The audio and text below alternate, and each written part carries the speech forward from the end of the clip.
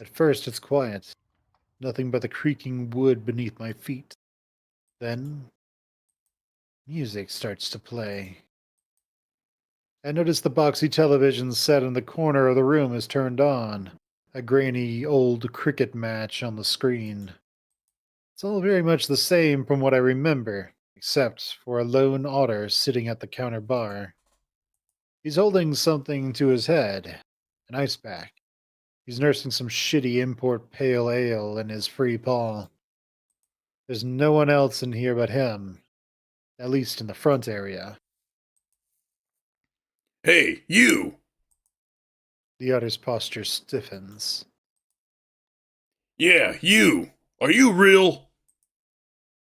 What?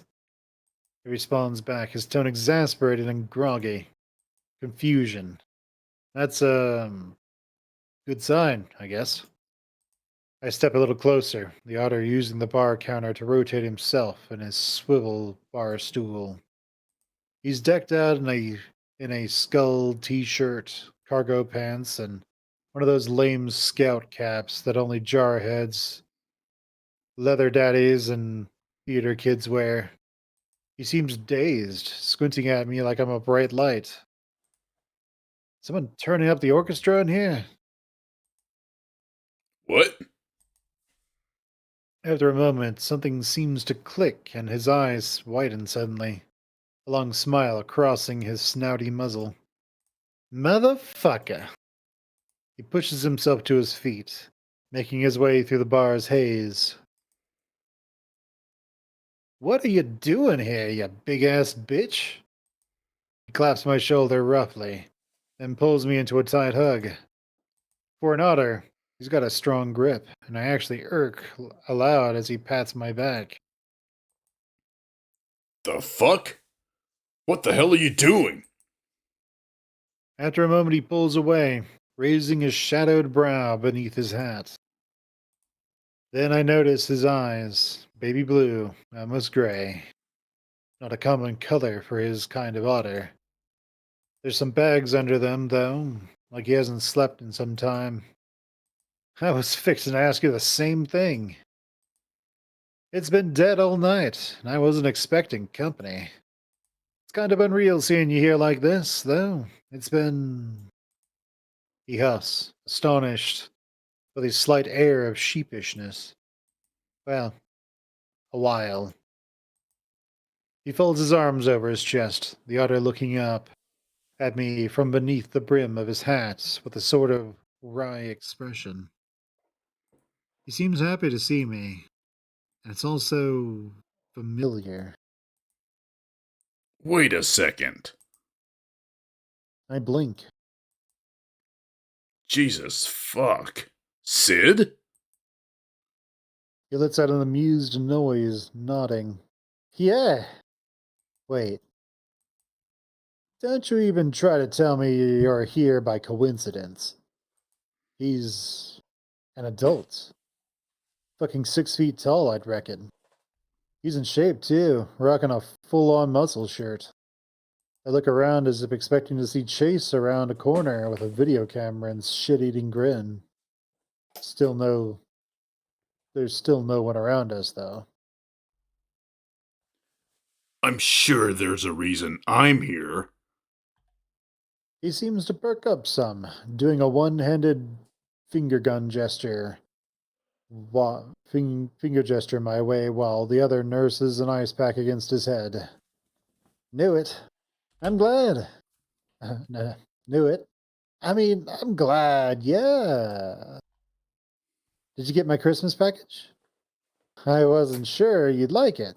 Saw them in the Macy Mays thrift down by Elwyn. Haunted Hacienda. Deadly love rivals too. Final obsession. The choir boy and the horror sleuth. Shitty B movies I got from the bargain bin. You know, the sort. Not a whole lot of plot to get in the way of the film. Plus, bundled them up with a bunch of crossfire shooting mags. Oh, yeah.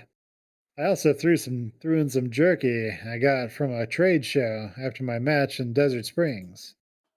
The jerky, it's super good. Hatch green chili flavored. That's where they grow that shit in mass, right? World capital.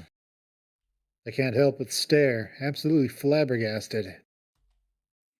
This is what he looked like?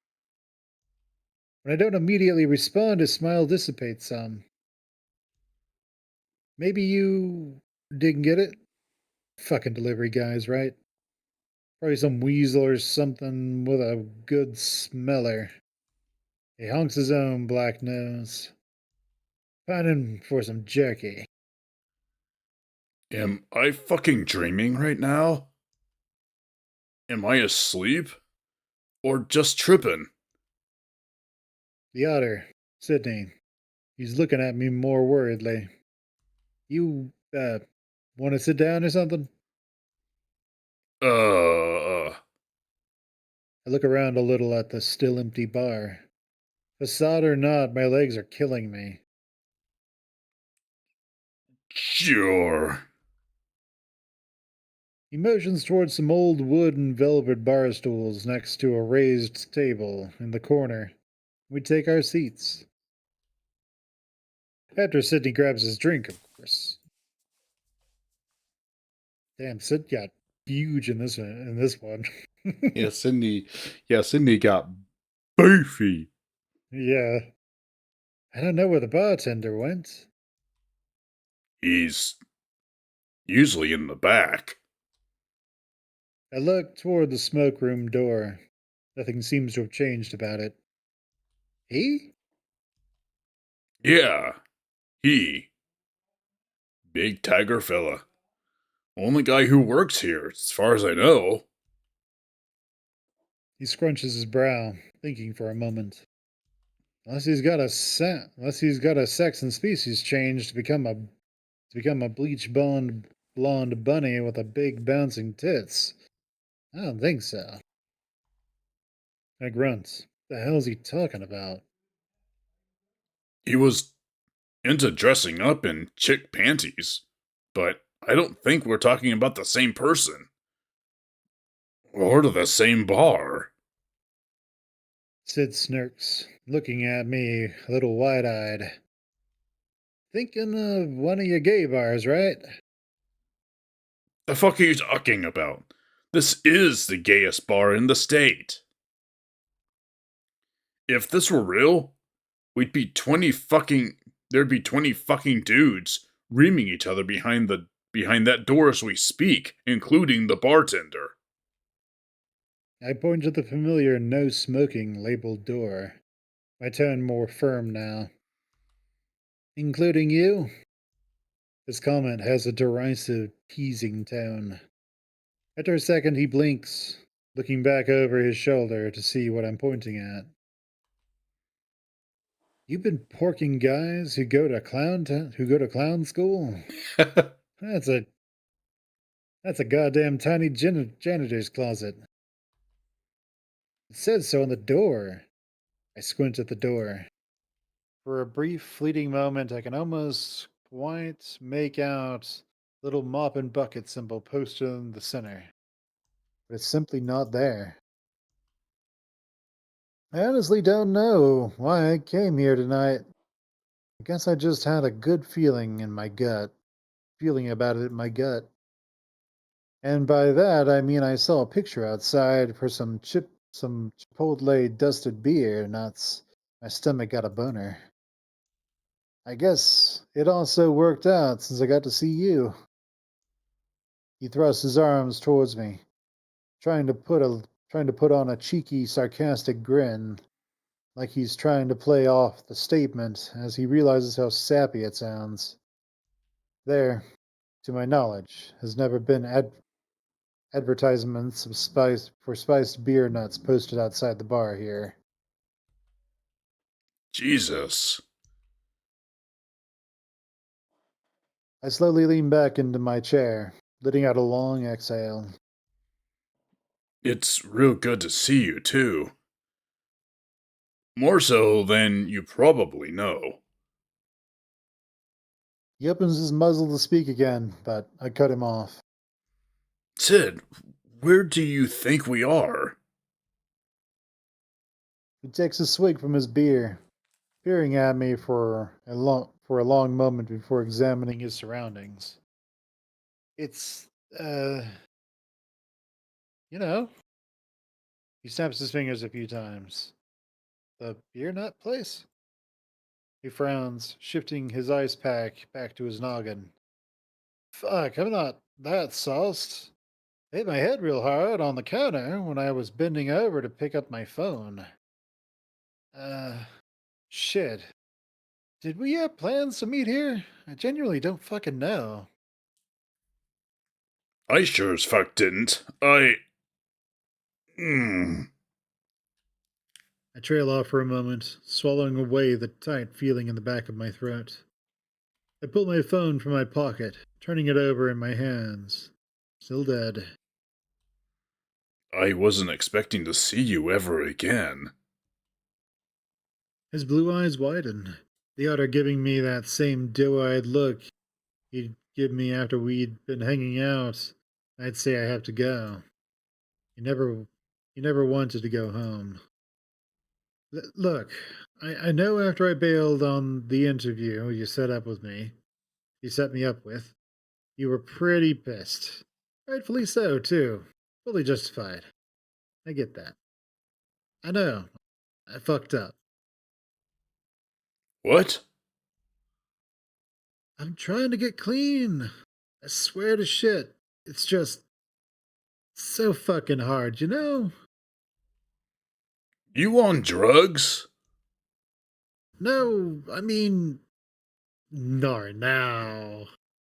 I'm sober as fuck. I look to the ale in his paw. Sans the booze. Eh, look, all the other guys I wrestled with at the road shows, though, they're all on the shit. Everybody's trying to bulk up and stuff, so they actually get a pop. So they actually get a pop when the crowd sees them. His tone is completely defensive, the other looking me straight in the eyes, searching for any sign of doubt. There's this one guy, Cody Altaro, or, well, he goes by the name Rico Renaissance now. He's been getting he's been getting booked as my rival, and the bastard's up 25 pounds in 2 months. 25, 20 fucking 5 pounds. No way in fuck he's doing that with chicken breast and protein shakes. Wait. You're telling me you wrestle for a living? That would explain the muscle shirt and those tacky ass wristbands. Like, that's your actual goddamn job. Sidney leans back some, still peering at me with that same searching look before he gives me the people's eyebrow. Can you smell what Sid is baking? And, he does a people's eyebrow. Are you still some Echo Clerk jobber? You jabroni?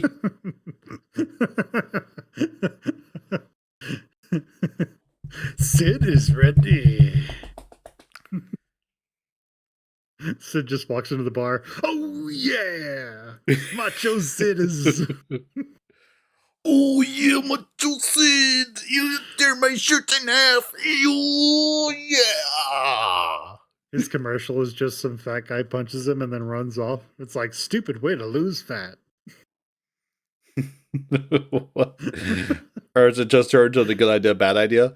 Good idea. Yeah. Just bulking, eating right, whole bunch of it's like what's that thing called where it just has like a whole bunch of scenes together? I forget what it's called in the movie. Collage? Yeah, no, not a collage. Oh, montage. Montage, yeah. It's like a montage of like working out, eating good, doing cardio. And then bad idea. Punch Sid and he just beats your ass.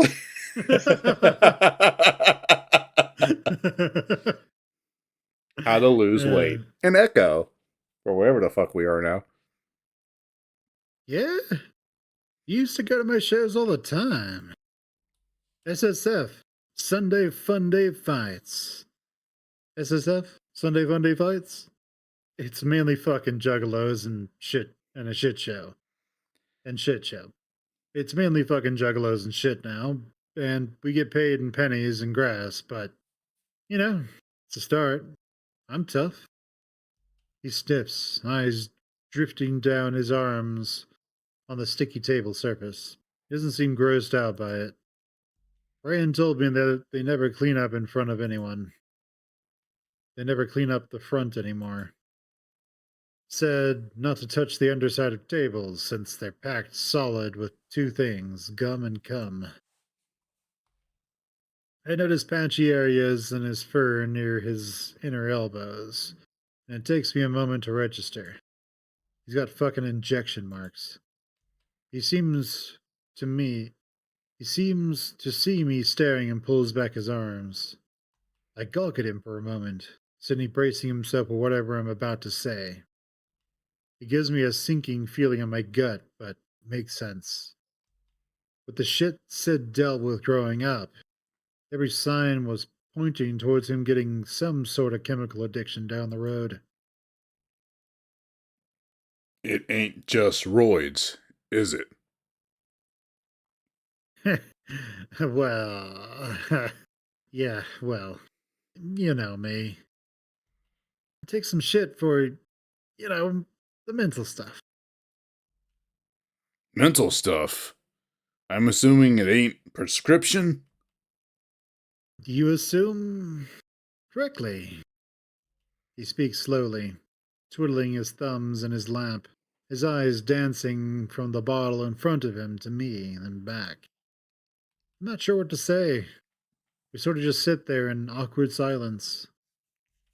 I know you never really understood all the fucky stuff going on in my head.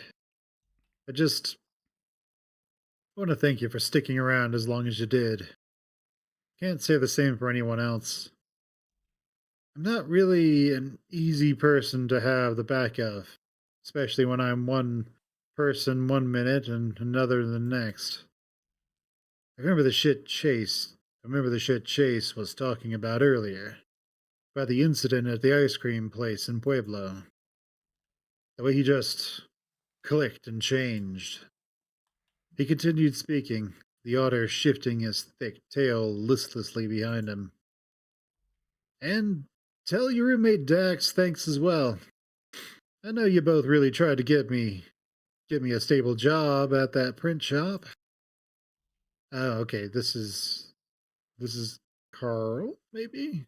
I kind of had a feeling he was like blending Carl's backstory and, well, I guess more present story into like this hallucination of Yeah, Flynn or Sydney. but fuck, would have never worked out. Schizo like me can't hold a position like that. Instead of Carl, Sydney was the one I would have been helping. Realize he's still out there, caught up in all this hysteria without me while I'm stuck in this place. Sid, this isn't real. Yet it gives me another strange look. He clearly was expecting me to be acting much He clearly was expecting me to be acting much differently than I am now. Like, he'd been preparing to speak with me for some time now, and I've completely derailed his plans to get a lot of this shit he wanted to say off his chest. You're not real. I'm just fucking daydreaming right now. I thought you couldn't dream. You used to get annoyed as hell with me when I'd go off about the shit I'd dream about. Yeah, well, I am now. How would you even know that it was a dream? How would you even know what a dream was if you hadn't had one? After all, you look more like you just woke up. I shake my head, watching the blurry brown and black form in front of me shift from side to side. I keep expecting him to just not be there when my vision refocuses. Look, let me just lay this shit out plain like. You can't be here. You're dead. You drowned over a decade ago. In Lake Emma, I think. I think Chase did it. Or at least I think he did. Sid looks uncomfortable, as if the slight semblance that all this is some elaborate, fun ruse I'm pulling on him is looking increasingly unlikely. Okay. Um, well, that didn't happen. No nuts. And Chase? That twink couldn't hurt a fly. He sighs, rotating his half-empty bottle on in front, his half-empty bottle on a pail on the table and smearing the ring of condensation that forms beneath it. I'm right fucking here, and I want to talk to you. Tone turns terse, hurt even. No, shitbird. You died. Gigi saw two bodies with brown fur writhing in the water before you drowned. They all thought you died on your own somehow, like you passed out or some shit. But I knew better. I see a flicker of realization in Sydney's eyes, and again he shifts uncomfortably. I think I remember what you're talking about. But I'm not dead. I'm here, motherfucker. Feel me. He reaches across the table and takes my wrist, squeezing hard. It's like he's trying to get me an Indian burn, like he used to. I yank back my hand. Fuck off! He stares wide-eyed at me, his maw slightly agape. A moment passes before he speaks again. Why are you acting like this? Like you can't fucking just enjoy goddamn company. Plus you're so plus you're so damn intense. You're not even high right now. This isn't fucking fair. I'm your goddamn best friend. Hell, you're like my gay, scaly brother. I can't you can't fuck with me like this. This is too real. I quickly shake my head, closing my eyes. You're dealing with me right now, not that thing inside my head. And that's fucking becoming rarer and rarer, the thing these days. So I'm just really trying to enjoy the time I've got. Just, just talk to me. I don't want to think. Trails off, staring down at his lap. Think about what? Dots. There it is. The change. The music seems to sound further and further away until it dissipates entirely. Huh. Maybe you're right, Flynn. What the fuck are you talking about? The sick heat left forgotten and conversation began to crawl up my back. Grabbing into the table and to help maintain my own posture, it's clear that something has shifted. The little bit of light in Sydney's eyes just gone. Two bodies. What? Two bodies, right? I remember now. Man, that shit fucking sucked, didn't it? Shifting uncomfortably, the topic had reversed into what he had previously denied. Two bodies, Sid. You're fucking dead. I saw you. I looked you in the face, and I saw nothing. I grip the edge of my seat, my gut feeling like it's twisting in on itself. It's like I'm standing in front of a roaring fireplace, the smell of smoke and fresh ash licking my nostrils, while the heat tickles my scales. Sydney's gone forever, and all that's left is this. Who are you? It feels different to me. The thing thing that isn't Sydney looks around. This is not the smoke room. It looks like it, but not to me. The other continues to stare off to the side before seeming to realize I asked a question. Sam, I am. While he speaks, he points towards you, across the table with both hands. There's something metal in his grasp, long and with a barbed end. Can't make out exactly what it is exactly. I swallow and try to speak evenly. Who's Sam? A facsimile of a person that was. I'm dabbing myself in ink so I never dry, but it smudges.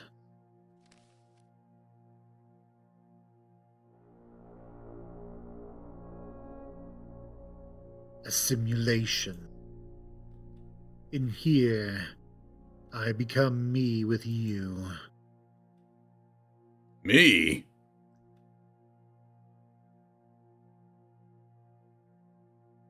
Pod pounce, no? I'm not sure I hear the first part correctly. At first they came through the gate, then they came through the stars. There's a pause. Did they come for you? For you? He looks back at me. He looks at me. I feel my legs begin to shake. I tremble, wishing I was anywhere but here. The others before, they bounce, undulating in constant restless motion. The hollow figure heaves, breathing heavily as he sways, Sydney's body up and down. He stares at me with eyes that remind me of the fish Carl and I caught. Carl and I catch at the pond. But that's not what you want. You want the answers?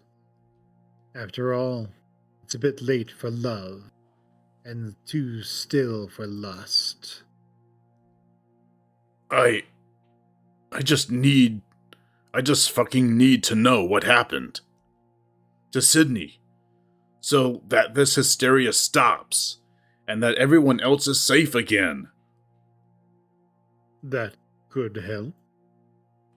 But are you sure you really want to know? You can chase the truth until you're red in the face. The thing looks over towards the smoke room door. What was once Sydney raises his arm to point at it with unnatural, stuttery movements. It ebbs and flows like the tide. You can ride it.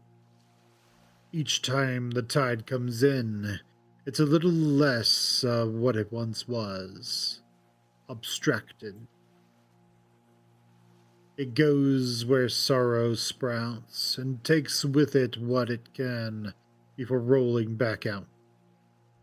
Some tides are particularly large. He waves a blurred paw at me, and again I see the metal thing grasped in his paw.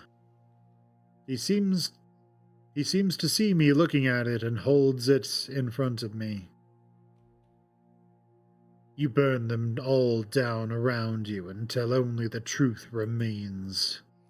You needn't the superfluous kindling, for those are but the lies they tell others, and eventually themselves. You'd make a good detective if you weren't marinating in your own nepotistic squalor. Unlovable, shameful, a sin to all who initially cared for you. Truly, only belonging among the sawdust, semen, and ash. Thoughts drowned out amidst the the moaning and groaning of unfamiliar shadows.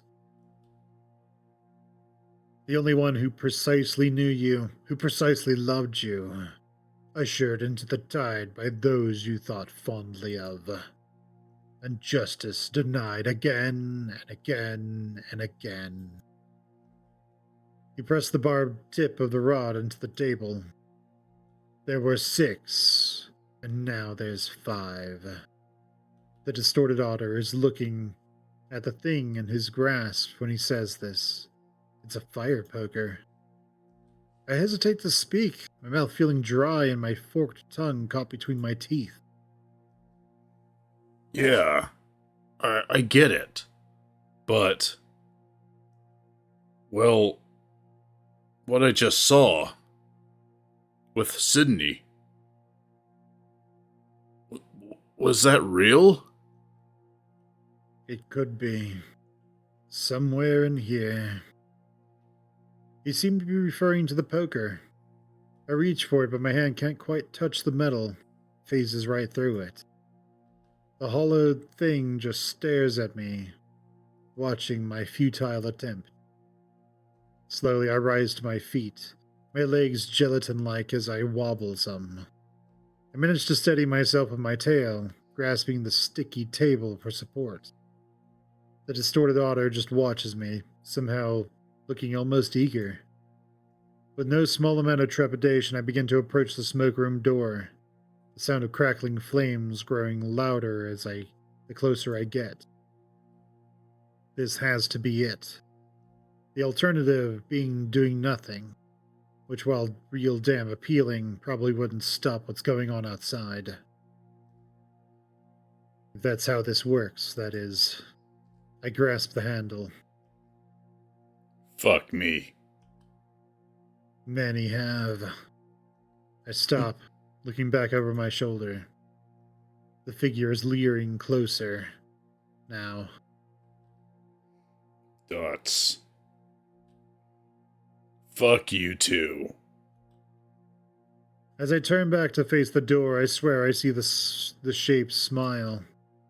I turn the knob and step inside. The air is absolutely electric, and I feel myself involuntarily shiver. I brace myself against the wood-sided walls, staring through the darkness. I've never seen it this empty before. I get the sensation in my gut that something terrible happened here. I look back. I don't think the shape followed me. I'm still here. God damn it. Leave me alone. I feel my blood chill, but I keep moving. Just ignore it. Just ignore it. Just ignore it. This version of the smoke room is impossibly large. I keep walking through the darkness, expecting to reach an end, but it doesn't happen. It just keeps looping in on itself. I don't even know what I'm supposed to be looking for.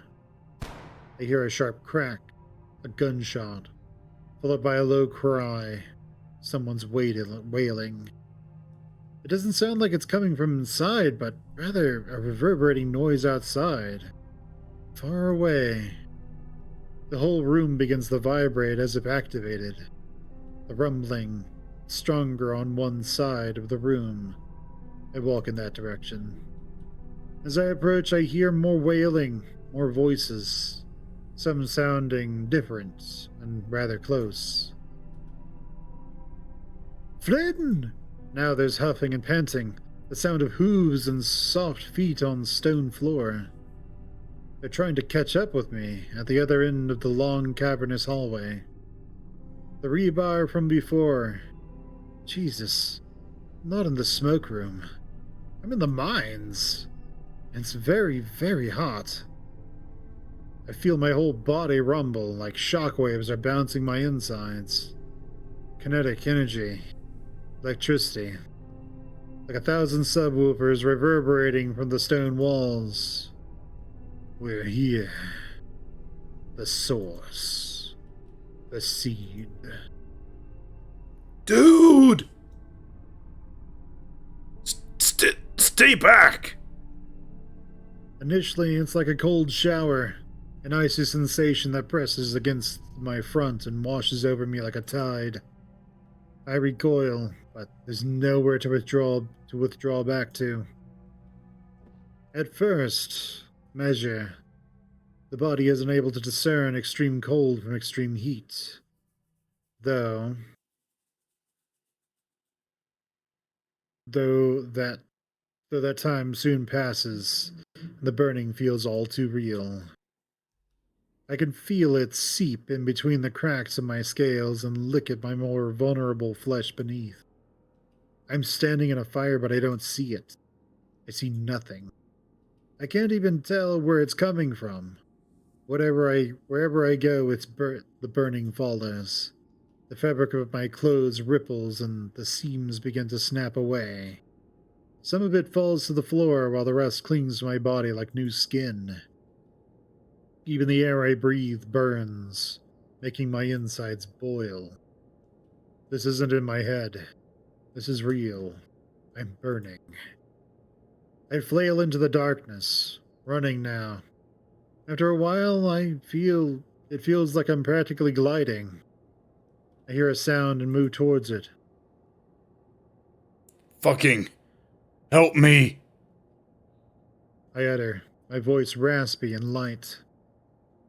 Footsteps. There are several of them in a bonfire. I see the silhouettes of people running, flailing about just like me. Panic everywhere. A woman, Genevieve Sanders, the mail carrier, is standing above the fire. A gun in her hand, Salem's body is burning. And beside her is Auntie, face down with a bloody hole in the back of her head. No! I pinch myself, trying to wake up. I pinch so hard I feel the scale on my arm splint in half, and blood that seems like it's boiling pools from it. It quickly evaporates, and all that's left is a mark of reddish pink flesh underneath. Scar tissue. I look up, and she's standing there, mouth agape, like she's frozen, but her eyes follow me in real time. She sees me, but it's like she can't act. Why? Fucking why? I receive no answers from the horrified visage. She's still holding the gun. She'll do it again. She'll do it again. All right, let's stop her. Which I one? lunge, and I do the top one. I lunge, and it's like she's made of sand, flesh dissolving away beneath my claws as I touch her. And then, it's like a rope wrapped around my waist, yanks me back. The wind is like sandpaper against my burning head as I fly through blurred shapes and silhouettes. What'd I do? Was that real? Oh god, Auntie. Jesus fuck, what's happening? Next thing I know, I'm in front of City Hall again. Though, everything's different. There's a crowd gathered around the large tree outside, and their clothes are all old-timey like. Men in suspenders, women in prairie blouses. Their faces are furious blurs, polygonal masses of fur and teeth that seem to exude their emotion more strongly than their distinct facial features.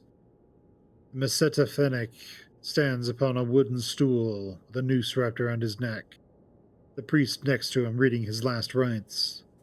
The man is so angry, so hurt. Tears like waterfalls down his matted, yellow cheeks. Someone hurls a piece of hardtack that hits him square in the jaw, but he doesn't react. The cries of the crowd are obscured, distorted. Something about a child or children. There's a man on the edge of the crowd, a ram, the one the Finnick is staring at.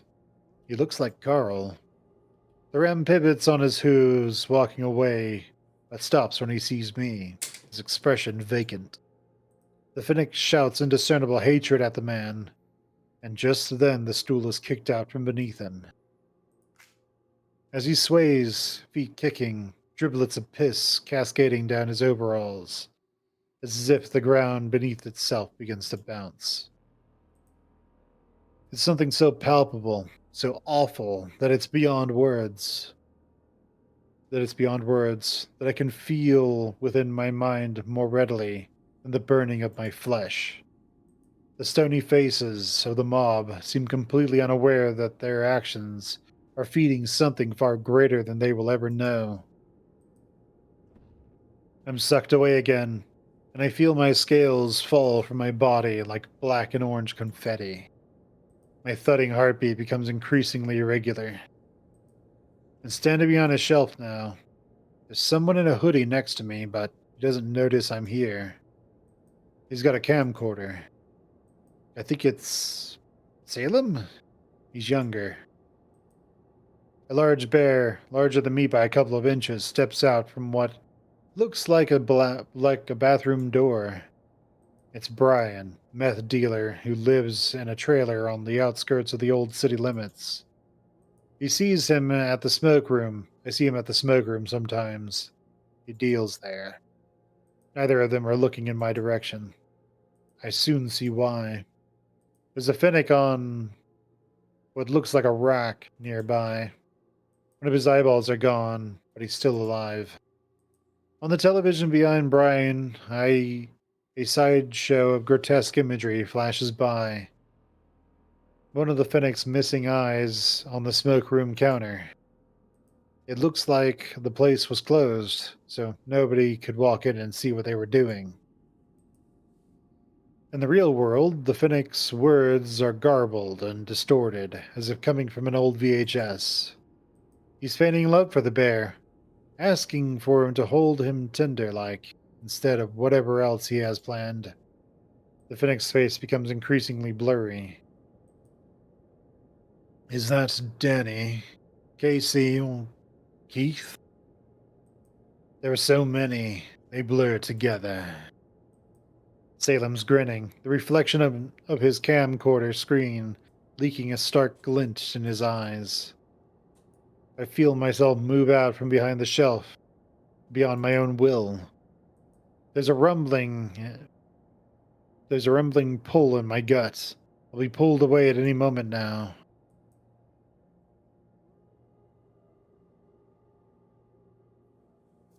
Ooh, what should we do? Let's attack Brian. He's the biggest threat. Kill him! Kill Brian. Brian sees me, his eyes going large as saucers. They're real! They're real, is all he can get out before my hands pass through his gut. The hairy flesh seems like it practically disintegrates at my fingertips until I notice it's all splattered on the wall beside me.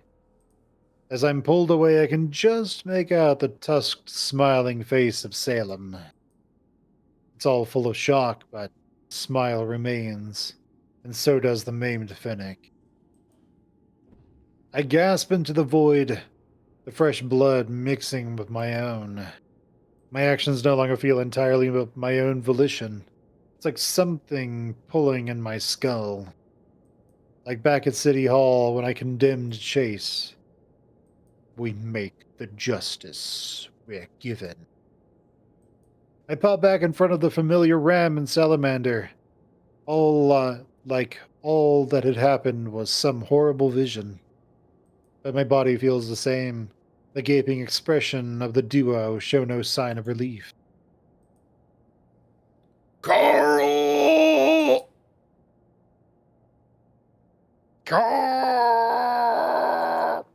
I can barely make the noises with my throat the way it is. I can practically feel my vocal cords snap away as I speak, letting me exude a guttural growl. I reach out to him, seeing the sinewy red appendage my arm has become.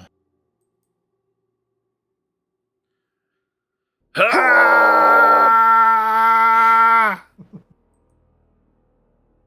Go for it, Flynn. Ah!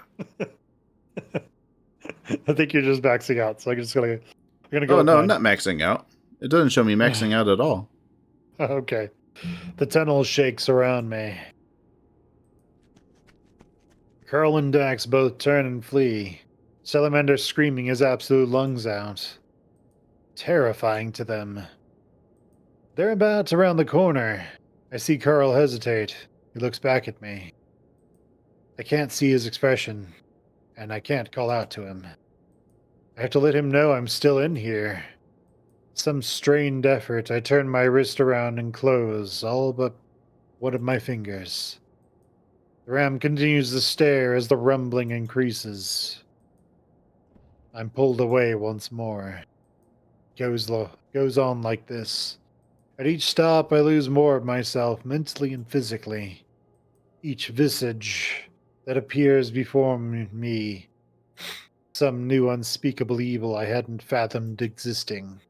From time to time, I let the thing inside my head take more and more control.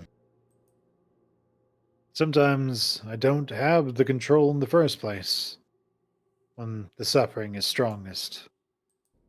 Where Sam thrives, he drives. Like my body, I become numb. All, all but my vision and hearing is gone. They're swiftly fading too. I keep closing my eyes, waiting for it to end, but it doesn't. I can't die. Nah. I hear the soft pitter of feet on a rocky embankment. Somewhere down the way, stones are being skipped. Plap. Someone threw a big one. Then sniffing, followed by a low sob. Crying has become so familiar to me. I hear it more than anything else, it feels like. It's like singing, isn't it? Purest expression of emotion. Fuck you. This one. This is more familiar. To me as well. I can just make out the audible sound of a little pebble rolling down a hill, followed by a heavy thud. I turn to see the faint gray silhouette with the big blue eyes. What? What? The voice hits me like electricity. This is it. This is what he saw that day on the beach by the outlet. Finally. He screams. They always scream. I have to follow him. I have to see it. I descend beneath the waves and I see excess fat drifting from my body into the tidal current. The water is abrasive, but I'm able to glide through it, swimming without swimming. Something pops, and suddenly I can't see from my left eye. There's water ahead. Thrashing movement. A slight bit of reddish pink mist dissolves in the current in front of me. No. No! I strain myself to hear, trying to keep absolutely still.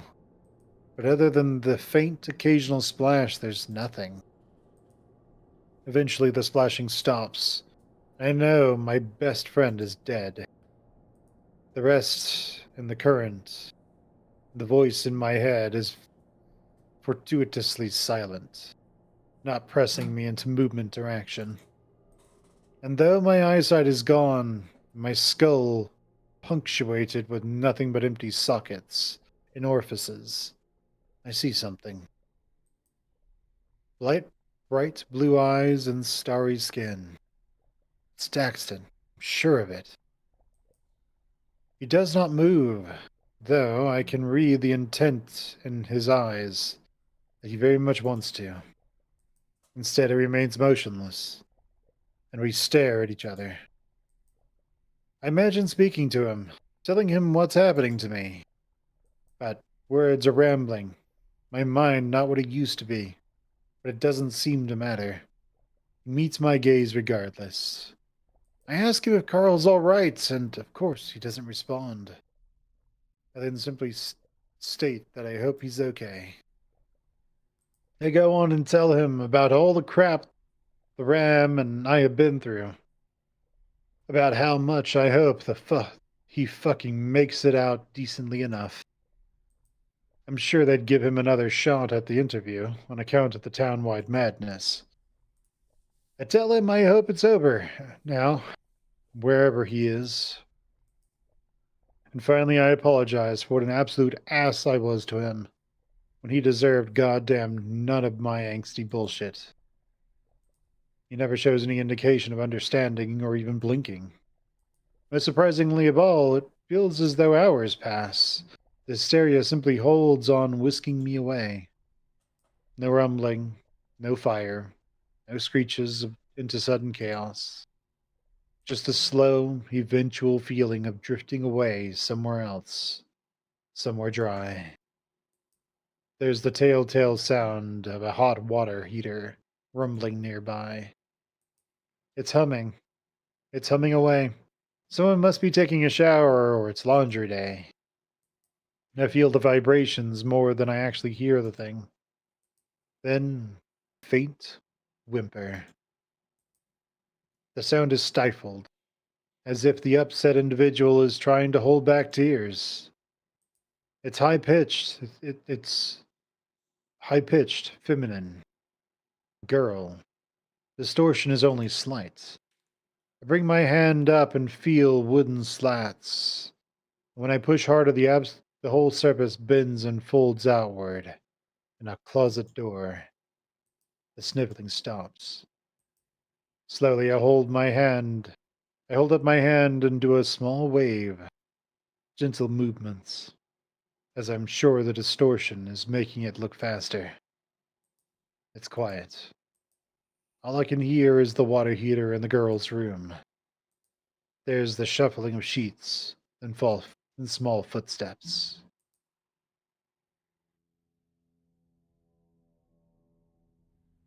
Hi.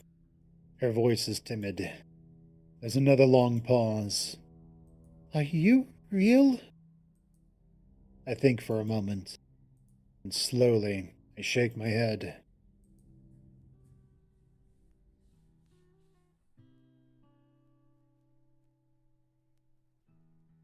The end.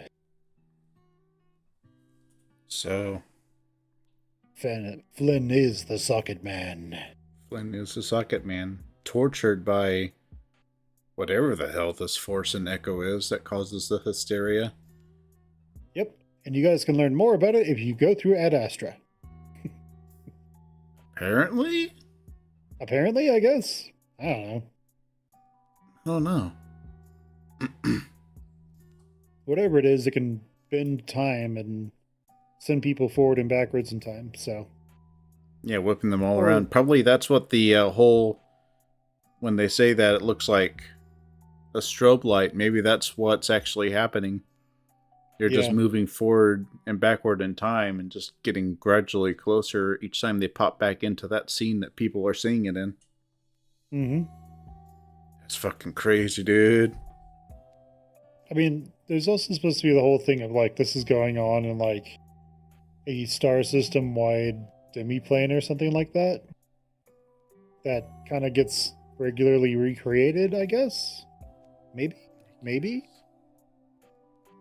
I don't know. So, I mean, I don't know if that's actually true or not, but maybe time is just repeating and, like, maybe everyone who dies gets stuck there forever. So Maybe. then they could potentially, like, be in someone else's time loop. Oh, yeah. Didn't think about that, yeah. That's a Yeah, definite possibility. but yeah. Yeah. Hmm. I think you and I have done all of the routes of Echo now, right? No, we still need to do Jenna's. Oh, yeah. That's right. By the This, way, guys, I'm pretty sure that was young Jenna, because she remembers talking about seeing that socket man face in her closet, I think. yeah. Well, after this route, I wanted to do